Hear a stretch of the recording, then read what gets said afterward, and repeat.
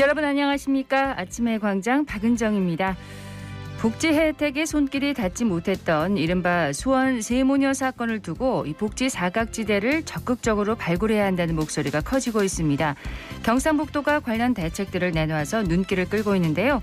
우선 거주지 중심의 신청주의에서 벗어나서 경찰 등의 유관 기관과 공조해 복지 사각지대에 놓인 이웃을 조기에 찾는 광역 희망복지 SOS팀을 구성하기로 했고요. 다양한 복지 서비스를 맞춤형으로 설계해주는 복지 설계자를 330개 읍면동에 한 명씩 배치하기로 했습니다. 또 언제 어디서나 어려운 이웃을 발견하면 신고할 수 있도록 SNS 채널의 희망톡을 시군별로 개설해서 운영하기로 했는데요. 지역에서도 수원 세모녀처럼 복지 사각지대에 있는 것으로 추정되는 이들이 늘어나고 있는 것으로 분석되고 있습니다. 당연히 받을 수 있는 복지 혜택을 놓치는 취약계층이 없도록 관련 시스템 보다 촘촘하게 짜야겠습니다. 8월 29일 월요일 아침의 광장입니다. 먼저 이 시각 교통 상황과 날씨 듣겠습니다. 서유리 리포터. 네, 먼저 고속도로입니다. 경부고속도로 부산 방향 영천 분기점 부근 89km 지점에서 경주터널 부근 81km 구간 3차로에서 포장 보수 작업 중이고요. 반대 서울 방향으로 동대구 분기점에서 금호 분기점까지 소통 원활합니다. 중부내륙지선 창원 쪽으로 서대구 요금소부터 남대구 나들목까지 서행하고 있고요. 대구 포항고속도로 대구 방향 도동분기점에서 팔공산 나들목까지 제속도 못 내고 있습니다. 선원로 불미골 내거리에서 용산 지하차도 방향 정체 심합니다. 이어서 시내도로입니다. 국채보상로 서성 내거리에서 서대구공단 내거리 구간 양방향 속도 떨어져서 지나고요. 신천동로 수성교에서 침상교까지 서행 흐름 보입니다. 달구벌대로 두류내거리에서 신당내거리까지 정체 이어지고요. 상화로 상하내거리에서 월곡내거리 방향 월곡내거리 신호 3번 받고 지납니다. 끝으로 날씨입니다.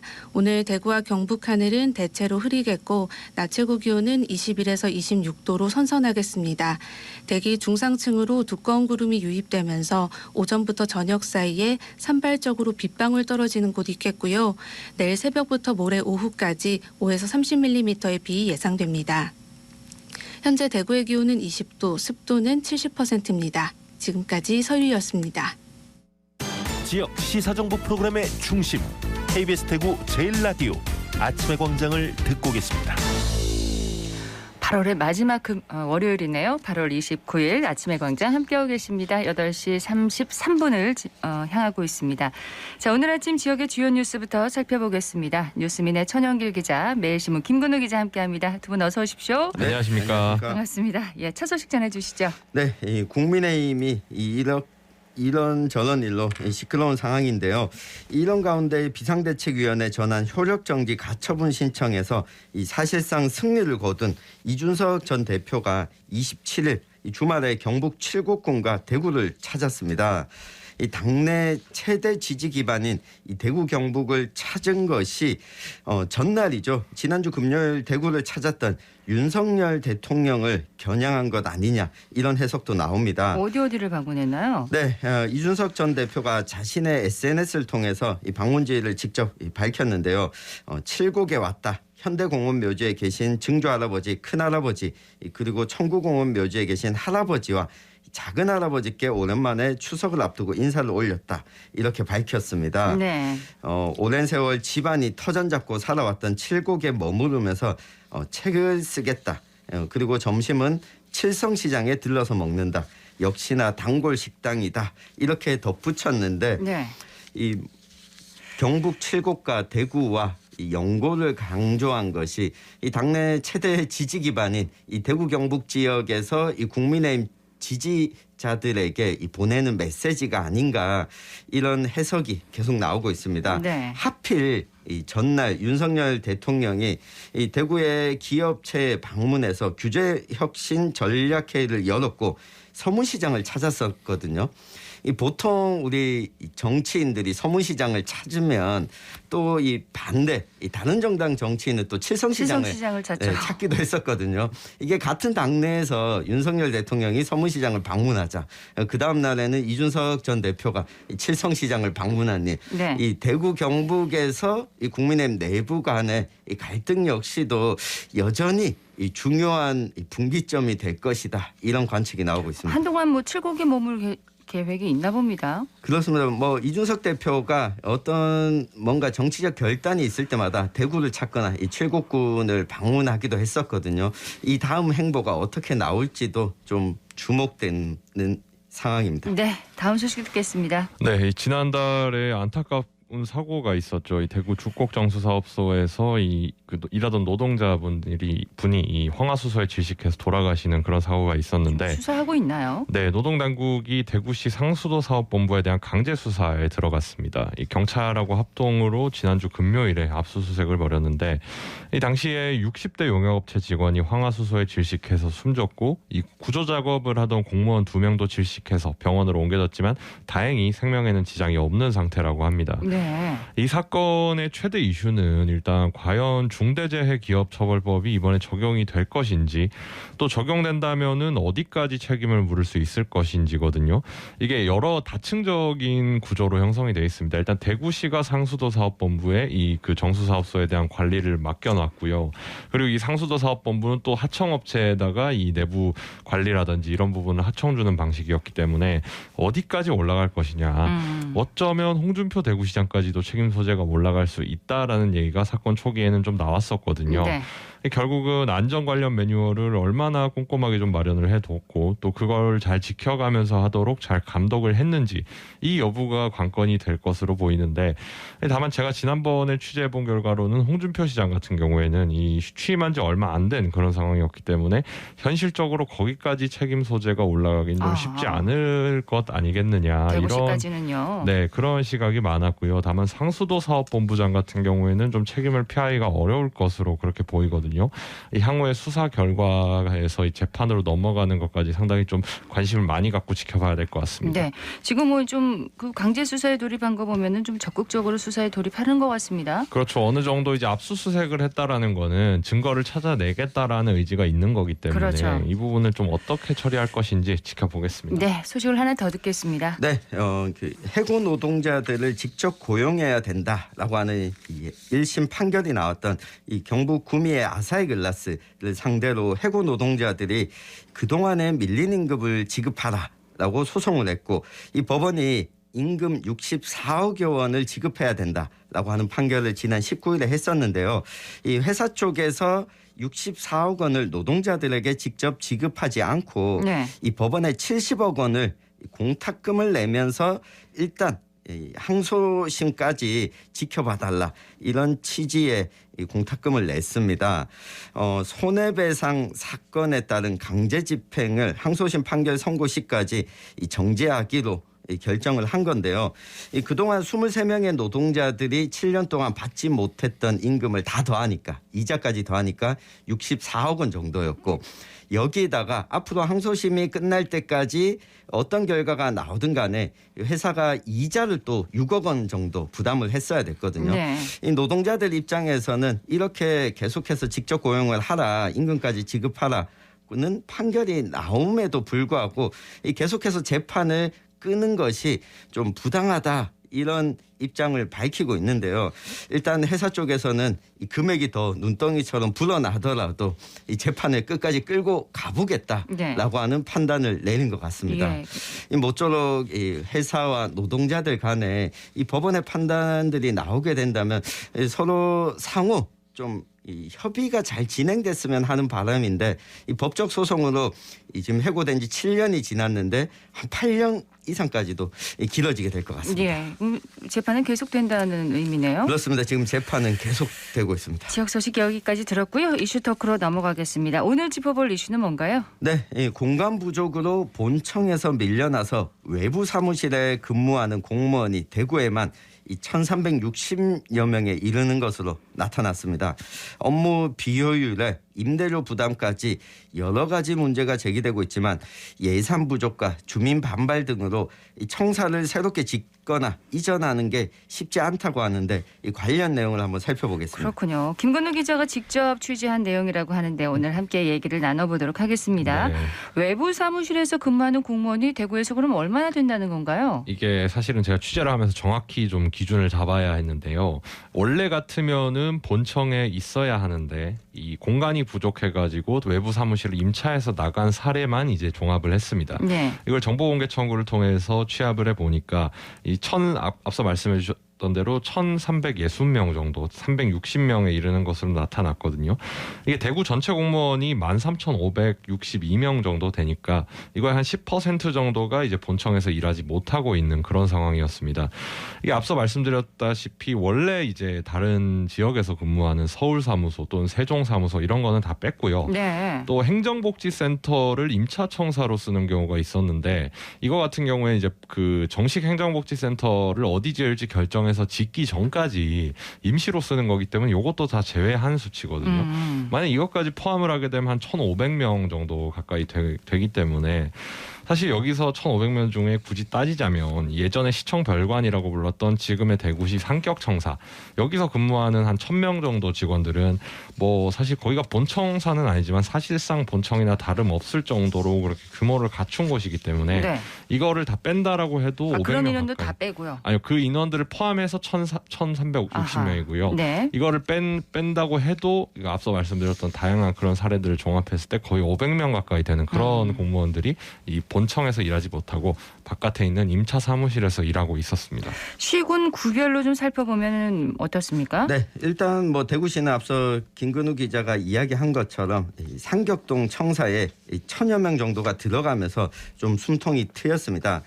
다만 대구시 의회는 이 시의원 수가 늘어나면서 인근 건물을 추가로 또 빌렸고요.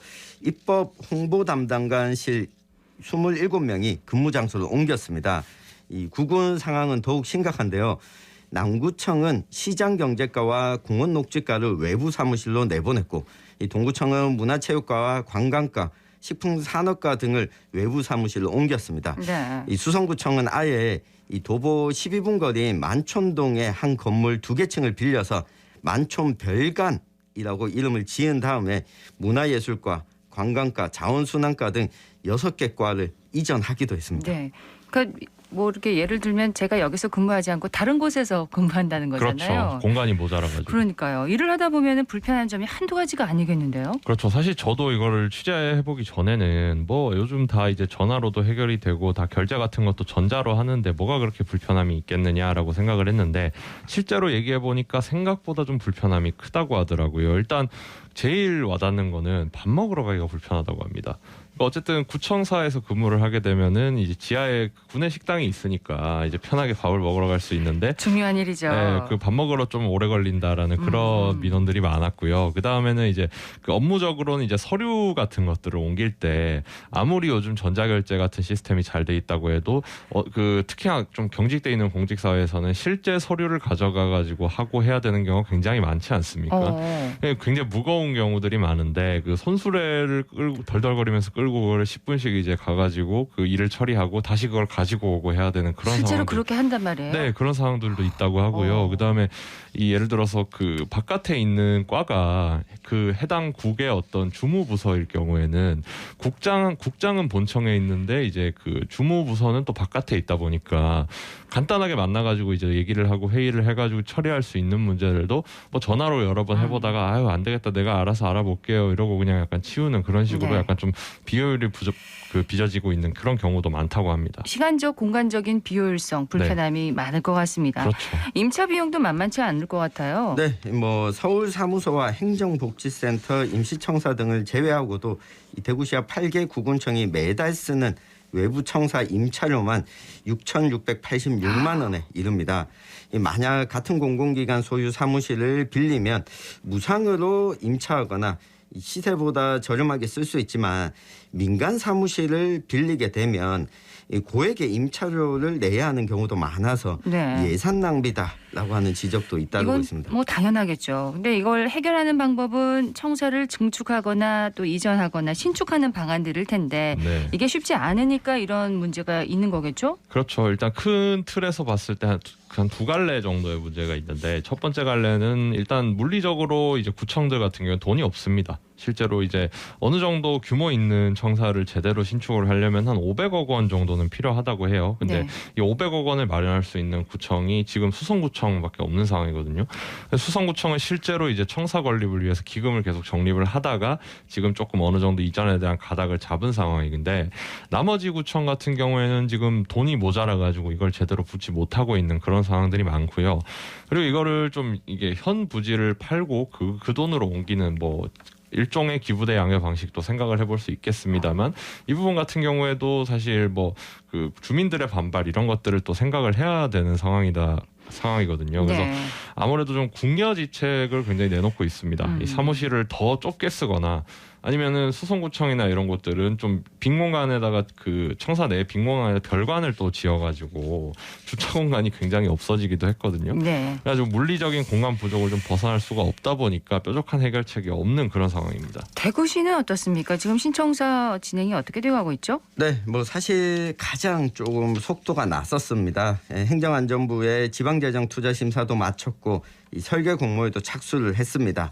다만 홍준표 대구시장이 들어서면서 이 청사 건립기금 폐지와 공공건축심의 등의 남은 절차가 다소 좀 미뤄진 상황이 됐습니다. 네. 청사 건립 기금이 좀 폐지되면서 신청사 건립이 어떻게 되는지 좀 의문인 분들이 많지 않습니까? 네, 그렇죠. 예. 아무래도 뭐 기금이 폐지되면은 시간이 더 걸릴 수밖에 없잖아요. 공유재산 처분할 때 뭐 통상적으로 과정이 한 1년 정도 걸린다라고 말을 하니까 일단 홍준표 시장 입장에서는 이제 그 기존 후적지를 매각한 금액으로 이제 신청사를 건립하고 나머지는 국비로 충당하겠다 이런 방침을 밝히기는 했는데 일단 지금 대구시 의회에서 이 조례안이 가결될지를 봐야 되는데 만약에 이 다음 달 15일부터 열리는 이 그 폐지 조례안 심사에서 이 가결이 된다라고 한다면은 오는 이제 11월 30일을 끝으로 이 건립 기금이 사라지게 됩니다. 지금 네. 적립돼 있는 돈이 1,765억 원 규모인데 이게 이제 대구시 재정으로 그냥 편입이 되는 겁니다. 시의회 통과 전망은 지금 어떻습니까? 네, 뭐 심의를 하게 되는데요. 달서구를 지역구로 하고 있는 시의원들 중심으로 이 반대 의사를 지금 표명하고 있는 상황입니다. 예. 달서구는 지금 당초 계획대로 건립하라는 입장이죠? 네, 당초 계획대로 2026년까지 추진을 촉구하고 나섰는데요. 신청사 주변 지역에 대한 이 종합 개발 방안도 제시해야 된다라고 강조하고 있는데 일단 9월에 열리는 대구시의회 정례에서 시정질문 등을 통해서 신청사 건립과 관련한 이행 요구를 계속해서 이어나갈 계획입니다. 네. 다른 구군청의 상황은 어떤가요? 뭐 일단 앞서 말씀드렸다시피 수성구청이 그나마 이 가장 앞서 나가고는 있는 상황입니다. 몇 군데 후보 부지가 있는데 어린이회관 주차장 부지가 제일 좀 유력하다는 식으로 얘기가 많이 나오고 있고요. 또 연호지구라든지 지금 바로 그 연호지구로 그 법원이 옮겨간 법원 이전터 이런 것들도 이제 구체적인 검토 대상에 올라 있고요. 네. 남구청 같은 경우에도 비교적 좀 윤곽이 드러나 있는데 여기는 미군 부대가 이전하면서 생기는 외인 아파트 부지 여기를 좀 눈여겨보고 있는 상황입니다.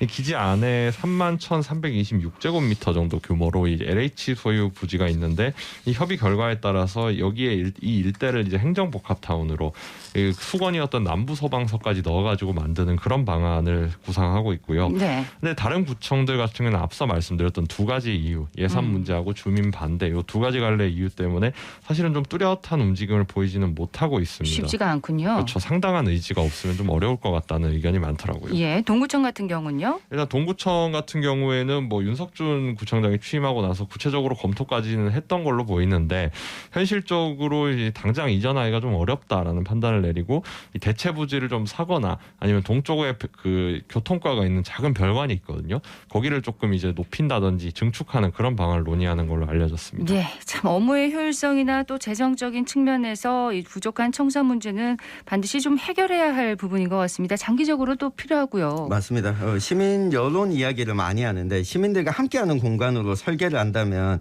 이 설득도 가능하지 않을까 싶습니다. 예. 김 기자는 어떻게 보세요? 시민들 입장에서는 사실 뭐 큰 청사를 당장 짓는 게 세금 낭비로 보일 수는 있습니다만 이게 우리 더 나은 좀 행정의 효율을 위해서 이제 미래 투자라고 생각을 좀 해주셨으면 하는 그런 생각이 좀 있습니다. 네, 뉴스민의 천영길 기자, 매일신문 김근우 기자였습니다. 두 분 고맙습니다. 감사합니다.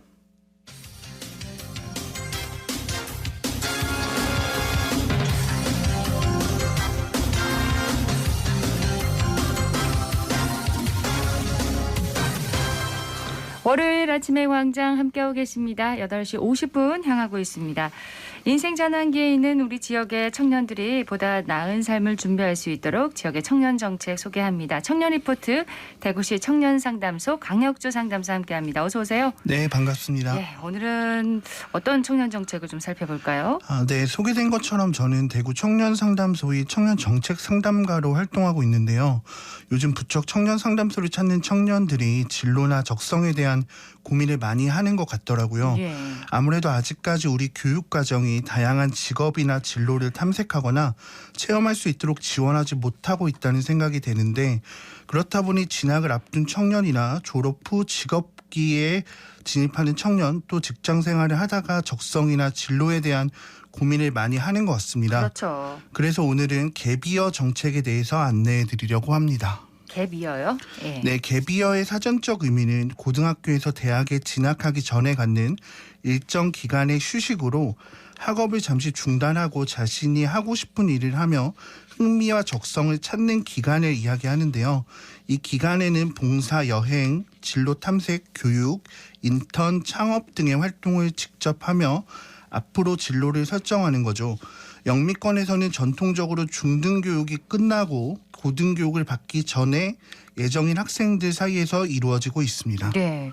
그러니까 이제 잠시 휴식을 좀 갖고 다음 단계를 생각하고 준비하는 그런 시간이 되는 거네요. 네, 맞습니다. 생애 주기 전반에 있어서 자기 탐색의 시간은 필요하겠지만 특히 청년기에는 한 인간의 삶에서 자기 탐구와 실현에 관한 욕구와 실행이 가장 활발하게 이루어질 것으로 기대하는 시기라고 생각합니다.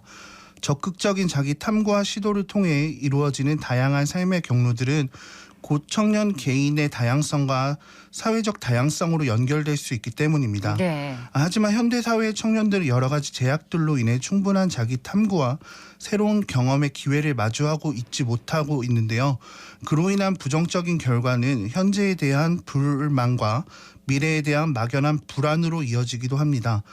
바다 한가운데 목적 없이 표류하는 배는 결국 침몰할 수밖에 없다고 생각합니다. 네, 대구에서 이런 그 청년 갭 이어 정책을 뭐 시행하고 있는 건가요? 네, 대구시에서는 개인의 직업 탐색에 초점을 맞춘 청년 내일학교와 팀별 활동에 초점을 맞춘 청년학교 딴길이 대구형 갭이어 활동 지원 정책이라고 할 수 있습니다. 특히 진로 탐색 교육 프로그램 지원과 함께 150만 원이라는 사회 진입 활동 지원금을 지원하고 있어서 청년들의 만족도가 매우 높은 편이라고 할 수 있는데요. 청년 내일학교와 청년학교 딴길 모두 상반기, 하반기에 100명씩 모집하고 있으며 대구 사회진입 활동 지원 시스템 포털을 통해 지원이 가능합니다. 그렇군요. 청년들의 만족도가 좀 높은 편이다 이렇게 얘기를 하셨는데 아쉽거나 또 그런 점도 있나요? 네, 우선 외형적인 측면에서 지원되는 인원의 수가 적다고 생각합니다. 예산이라는 게 늘 한정적이기 때문에 항상 이런 지원 사업의 경우 청년들이 아쉬움이 있는 것 같고요. 특히 사회적인 측면에서 갭이어 프로그램을 비판적으로 보는 시각이 있는 것 같습니다. 단순하게 여응이나 중단의 개념으로 이해하는데 갭이어의 핵심은 다음 스텝을 준비하는 과정이거든요. 네. 서구권에서는 휴식의 개념으로 도입되었지만 한국적 특성이 있다고 생각합니다. 한국적 특성이라면 어떤 걸 말하는 건가요? 네, 예컨대 한국 사회에서는 청년은 스스로 선택한 경험을 충분히 축적하지 못했습니다. 맹목적으로 구직, 스펙 위주의 활동으로 청년들이 자신의 삶의 방향에 대해서 생각해 볼 기회가 대단히 부족했다라고 생각하는데요. 대학 입시가 끝나자마자 취업 전선에 뛰어들어야 하기 때문에 청년들에게는 나의 삶이나 미래를 고민해보는 시간조차 사치스럽게 느껴집니다. 네. 그렇게 허겁지겁 취직을 하고 나서야 이 길이 아니었다는 걸 깨달으며 취업을 중단하는 비율 또한 점점 높아지고 있기도 합니다. 청년들에게 우리 사회가 지원해야 하는 것은 인생 전환기를 맞이한 청년들에게 다양한 사유와 경험의 기회를 제공하는 것입니다. 이를 위해서 갭이어 개념을 새롭게 정립하고 사회적 공감대를 만들 필요성이 있습니다. 그렇습니다. 그런데 이 사회적 공감대를 형성하려면 갭이어에 대한 사회적 이해도 있어야 되겠고 또 인식도 더 넓어져야 되겠죠? 네, 맞습니다. 갭이어가 정착되기 위해서는 먼저 사회적인 인식이 달라져야 하는데 서구권에서 갭이어가 당연하게 받아들여지고 있는 이유는 그만큼 청년 시기에서 1년 정도 고민하고 방황할 수 있고 이를 기다려주면 더 나은 인생을 살 수 있다는 사회적 공감대가 있기 때문입니다. 사회적인 공감대가 있기에 대학 입학이나 취업에 있어서도 갭이어로 인한 차별은 당연히 없고요. 더 멀리 더 높이 도약할 수 있도록 기다려 주어야 한다는 사회적 공감대를 만들 필요성이 있습니다. 근데 들어보니까 이런 갭이어 정책은 청년들에게뿐만 아니라 요즘 현대인들에게 다 필요한 것 같아요.